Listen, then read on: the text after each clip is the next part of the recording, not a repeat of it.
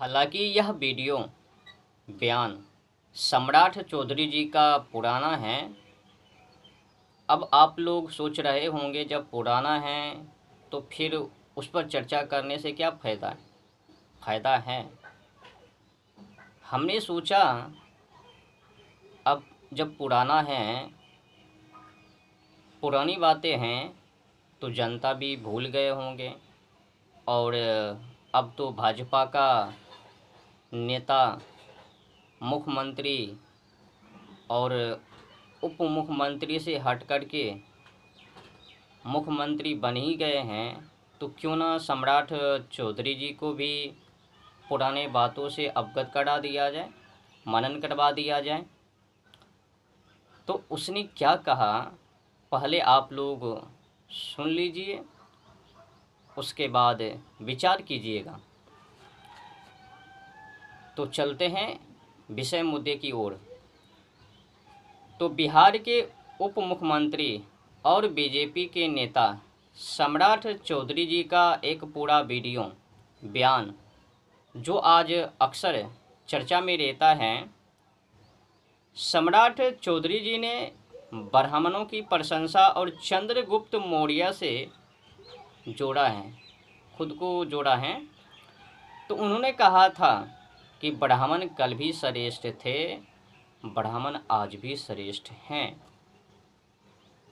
तो फिर आगे भी कह रहे हैं, उन्होंने स्पष्ट रूप से कहा कि ब्राह्मण कल भी श्रेष्ठ थे और आज भी श्रेष्ठ हैं। फिर आगे में कह रहे हैं, आगे पंक्ति लाइन में उसने ये भी कहा, चाणक्य चंद्रगुप्त मौर्य का संदर्भ। उन्होंने खुद को पंडित चाणक्य के शिष्य चंद्रगुप्त मौर्य का वंशज बताया। और आगे भी मार्गदर्शन पर टिप्पणी कर रहे हैं सम्राट चौधरी जी। उन्होंने कहा कि बिहार ब्राह्मणों के मार्गदर्शन में चलेगा और उनकी पूरी रूपरेखा पर निर्भर है। फिर आगे ये भी कह रहे हैं, भगवान राम का वंशज। उन्होंने खुद को, स्वयं को भगवान राम का भी वंशज बताया।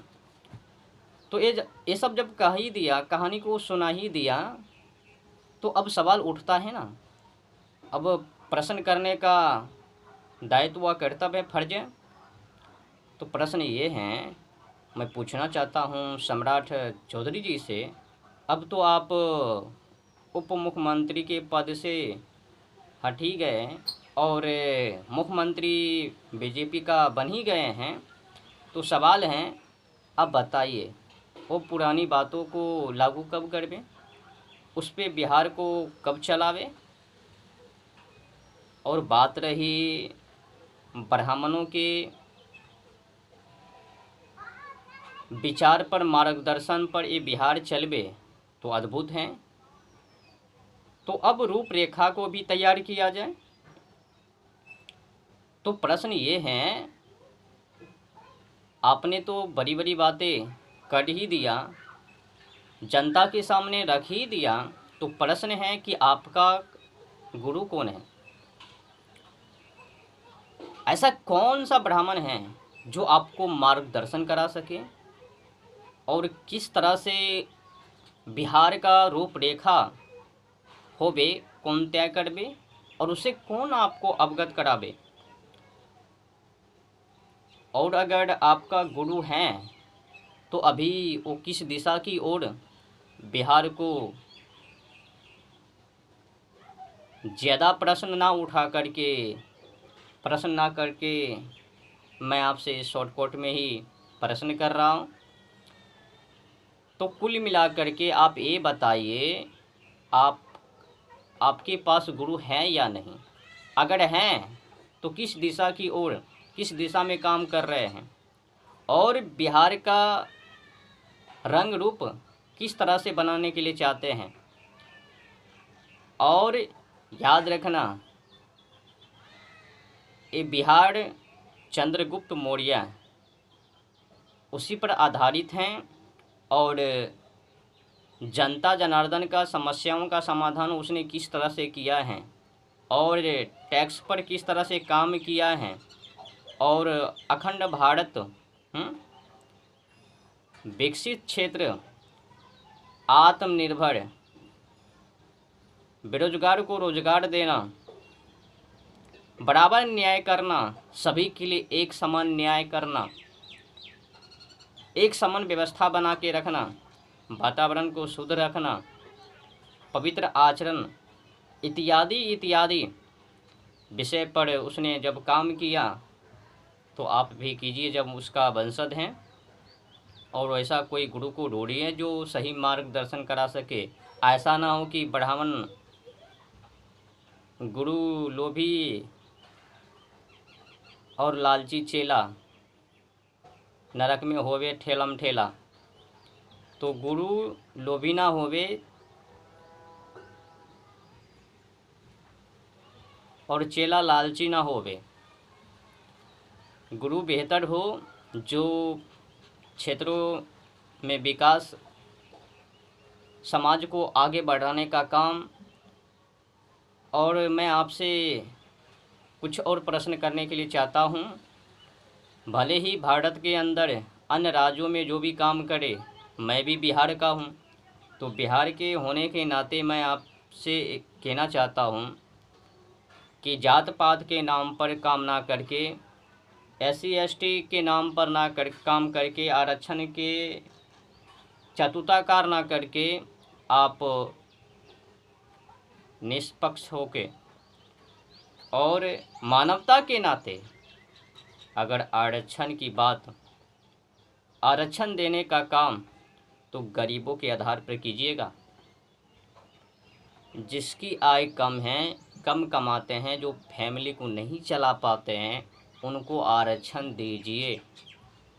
आपने कहा ना कि हम गरीबों की समस्याओं का समाधान करने के लिए चाहते हैं, उनको आरक्षण। तो आपको क्या लगता है कि SC ST में अमीर लोग बैठे नहीं हैं?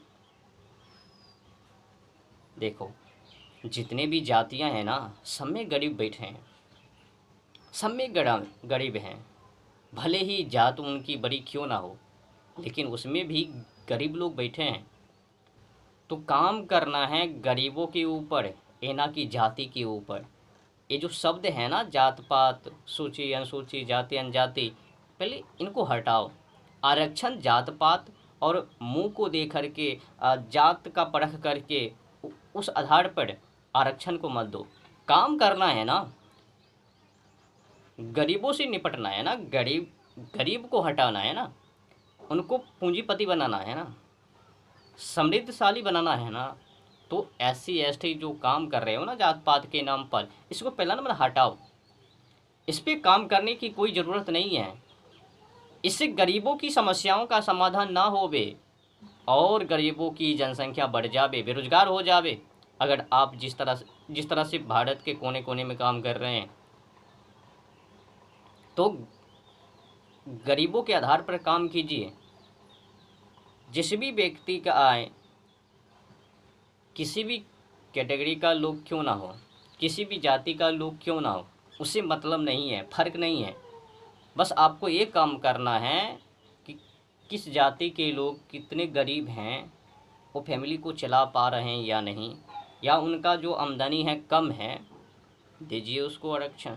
चुनिए कौन कौन गरीब हैं, कौन कौन आरक्षण के योग्य हैं, उनको दीजिए ना। जो अमीर है, जो पैसे पूंजीपति हैं, उनको भी आरक्षण आरक्षण। तो इसी नफरती के कारण 500 को रोजगार दिया नहीं, ना जाने कितने बेरोजगार फिर से पैदा हो जावे। तो जिस तरह से काम भारत के कोने कोने में अन्य राज्यों में कर रहे हैं ना, उससे गरीबों की समस्याओं का समाधान ना होवे और बेरोजगार की जनसंख्या बढ़ जावे। अगर घटाने के लिए चाहते हो, कंट्रोल करने के लिए चाहते हो, तो जात पात का त्याग करो और गरीबों के आधार पर काम करो। गरीबी सभी जातियों में है, इसीलिए सभी जाति के ऊपर ध्यान दो और ध्यान उस पर दो जो बेसहारे हैं, आगे चलने की क्षमता नहीं है। और ये जो पढ़ाई है ना, जो केवल नौकरी तक ही सीमित हैं, कुछ ही नौकरियों तक सीमित हैं, जो गोरा अंग्रेज़ों का चालबाजी उसी तक सीमित हैं, जिससे कि बेरोजगार की जनसंख्या बढ़ रही है।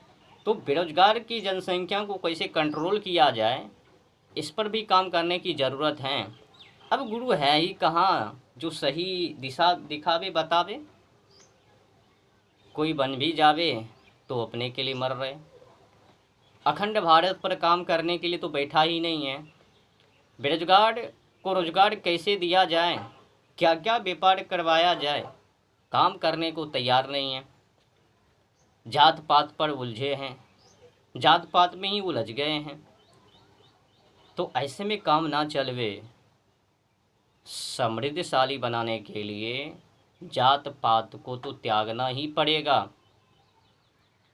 और हाँ, जीएसटी की बात हो, शिक्षा की बात हो, न्याय व्यवस्था की बात हो, सब में जनता जनार्दन का बराबर हक हो, सभी के लिए तुल्य कानून हो, एक समान हो। नेता का बच्चा हो या फिर गरीब का बच्चा हो, सभी के लिए एक समान शिक्षा हो, एक समान कानून व्यवस्था हो, हर व्यवस्था हो, किसी में भी नीच उच्च भावना हो। एक दूसरे के कंधे पर कंधे हाथ रख के आगे बढ़ सके, वैसा व्यवस्था कीजिए। ये जो आज गंडू भंडू अंग्रेज़ों के आधार पर है ना व्यवस्था, इससे रोजगार ना मिलवे। और जो प्राइवेट संस्था हैं, कोचिंग हैं, उनको थोड़ा हटाने की कोशिश कीजिए। या फिर जो लूट रहे हैं, हर एक वर्ष किताब को चेंज कर रहे हैं और महंगी कर रखी है, महंगाई जो आसमान को चूम रही है, उनको थोड़ा कम कीजिए या तो फिर उनको हटाइए। जब सरकारी हैं तो फिर उनको खोलने की क्या ज़रूरत है। और हाँ, जितना कि मार्ग हैं, जैसा कि राजमिस्त्री का हो, खेती बाड़ी का हो और लोहे का हो, इत्यादि इत्यादि जो रोज़गार हैं, जो जिसका महत्व ये जो पढ़े लिखे हैं नहीं दे रहे हैं, उनको भी उठा करके विद्यालय में जोड़ दिया जाए और उन क्षेत्रों के बारे में भी पढ़ाया जाए और उनको भी सरकारी कर दिया जाए। उससे क्या होगा कि जो ये पढ़ के निकलेंगे ना, अभी सोच रहे हैं कि हम खेती में वो सब अनाज को उत्पादन करवे, सड़कों पर ठेला लगावे, पकौड़ा बेचवे, शर्माते हैं। तो जब उन चीज़ों के बारे में इनको पढ़ाया जाएगा, उनका भी जब महत्व दिया जाएगा विद्यालय की ओर से, और जब उसका महत्व बढ़ जाएंगे तो लोग उनमें भी काम करेंगे। जब उनमें भी काम करेंगे तो बेरोजगार की जनसंख्या धीरे धीरे घट जाएंगे और रोज़गार मिलना शुरू हो जाएंगे। तो खेती बाड़ी हो, व्यापार हो, बिजनेस हो, बड़े बड़े धंधा हो या राजमिस्त्री का काम हो, लोहे का काम हो, ठीक है, जितने भी धंधा हैं, बिजनेस हैं, उनको भी उठा करके इसी से जोड़ दिया जाए और उनके बारे में भी पढ़ाया जाए और उनका महत्व यहाँ से दिया जाए सरकार की ओर से। तो अगर इस तरह से काम करवे तो बेरोजगार पर जल्द ही कंट्रोल करना है, बेरोजगारों की जनसंख्या को घटाना है, तो रोज़गार तो देना ही पड़ेगा। और रोज़गार देने के लिए एक केवल नौकरियां जो आज जिस तरह से सीमित हैं, इससे हर एक व्यक्ति को रोज़गार ना दे पावे।